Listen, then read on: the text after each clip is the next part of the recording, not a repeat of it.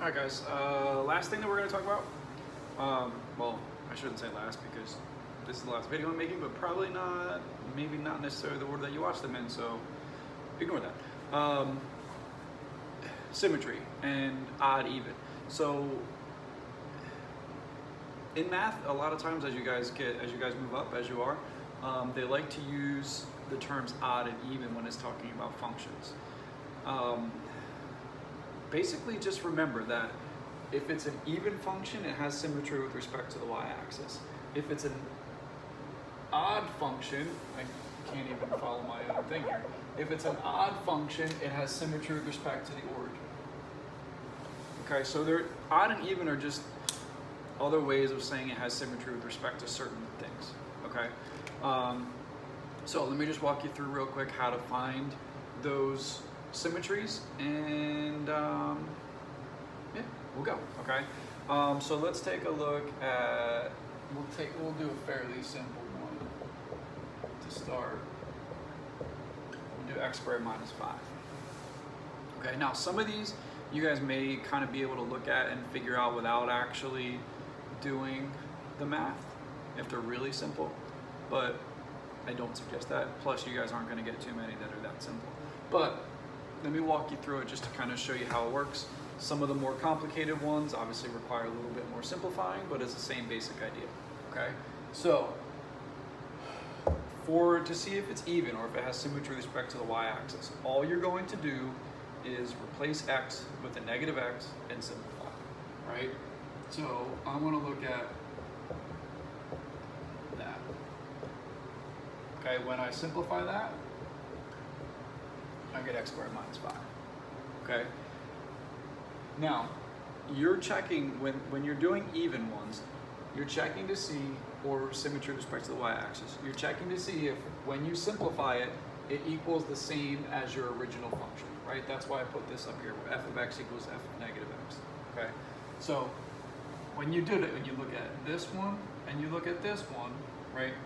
Notice these two are exactly the same. So this is an even function, which means it has symmetry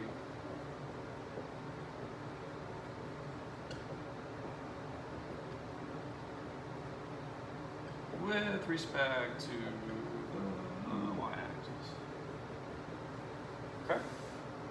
Now, are you saying if it's even, it obviously can't be odd? Probably, right? But let's check that. Okay. So when you're looking at odd ones, it's a little bit more complicated, right? There's a couple more steps, but make sure you follow all of them. Okay. So first step is notice you're not first up that you have to do two different things, right? You have to do f of negative x, right? Which we already did over here, right? So we'll say we already know that that's x squared minus 5. Okay. So that's step one. Plug in a negative x and simplify. Step number 2 is to do a negative f of x, okay, where you're taking the opposite of the entire function. Okay, and then step 3 is to compare these two. Okay, this is the one that's different from, if you guys remember like doing the lines y equals x and y equals negative x and all that kind of stuff. Origin, symmetry with respect to the origin, you're not comparing it back to the original one, you're comparing these two, the two that you did, okay? So if you look at these two, you got x squared minus 5 and you got negative x squared plus 5. They're obviously not the same, so it is not odd, sorry.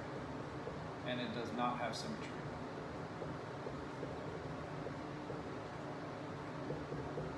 With respect to the origin.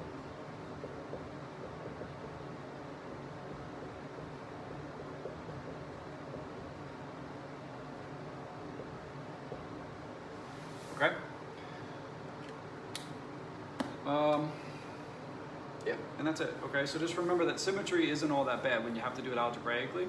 Okay. Now, in some of the other problems, they give you the graph. So if they give you the graph, just look at it and tell, right? You can tell if it folds over the y-axis and it lands on itself, it has symmetry with the y-axis.